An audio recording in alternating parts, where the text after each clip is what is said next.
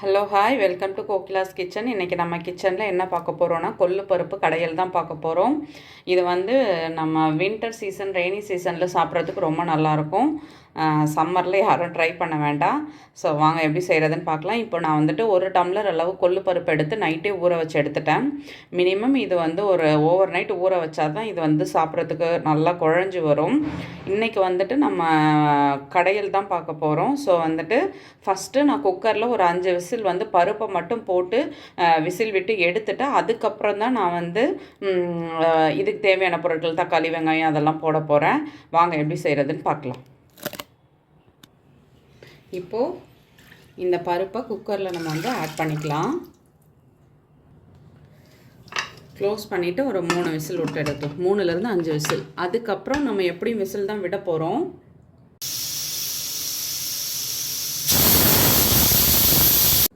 Steam இப்போது release ஆகிடுச்சு. இப்போ ஓப்பன் பண்ணி பார்க்கலாம். இங்கே பாருங்கள், இப்போது ஓரளவு இது வந்து வெந்திருக்குது. இப்போ நம்ம அடுத்து தக்காளி வெங்காயம்லாம் ஆட் பண்ணும்பொழுது இன்னுமே அது வெந்துடும். இந்த தண்ணி எடுத்து ரசம் வைக்கலாம், அது இன்னொரு நாள் செஞ்சுக்கலாம். இன்றைக்கி வந்து கடையல் மட்டும் நம்ம செஞ்சு எடுத்துக்கலாம். இப்போது கட் பண்ணி வச்சுருக்க தக்காளி வெங்காயம் பூண்டு இது எல்லாமே இதில் சேர்த்துக்கலாம். என்னட்ட இன்றைக்கி சின்ன வெங்காயம் இருந்தது, அதனால் சின்ன வெங்காயம் சேர்த்துக்கிட்டேன். அதுக்கப்புறம் பச்சை மிளகாய், தக்காளி, பூண்டு இதெல்லாம் சேர்த்து இப்போ அகைன் ஒரு 4 விசில் 5 விசில் வைக்கலாம்.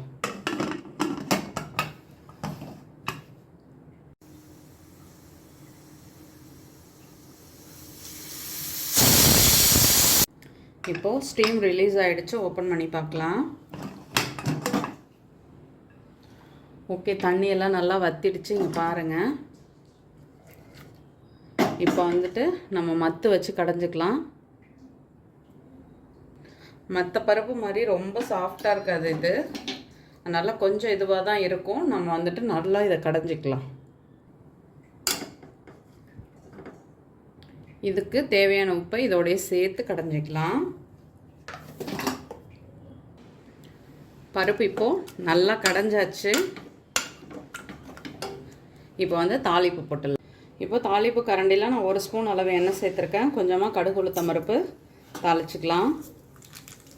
இது நல்லா பொரிஞ்சதும் ஒரே ஒரு காஞ்ச மிளகாய், கொஞ்சம் கருவேப்பிலை, அவ்வளோதான்.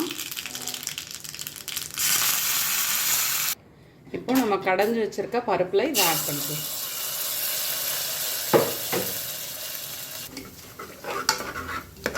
அவ்வளோதான், இது ரெடி ஆகிடுச்சு. சுட சுட சாதத்தில் போட்டு சாப்பிடும் பொழுது நல்ல டேஸ்ட்டாக இருக்கும்.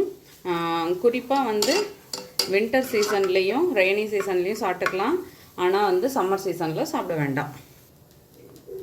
சுட சுட சூப்பராக நம்மளோட கொள்ளு பருப்பு கடையல் ரெடி ஆகிடுச்சு. நீங்களும் வீட்டில் ட்ரை பண்ணி பாருங்கள். பிடிச்சிருந்துச்சுன்னா மறக்காமல் ஃப்ரெண்ட்ஸ் அண்ட் ஃபேமிலிக்கு ஷேர் பண்ணுங்கள். ஷேர் பண்ணுறதோடு மட்டும் இல்லாமல் வீடியோ பிடிச்சா லைக் பண்ண மறந்துடாதீங்க. தேங்க்யூ.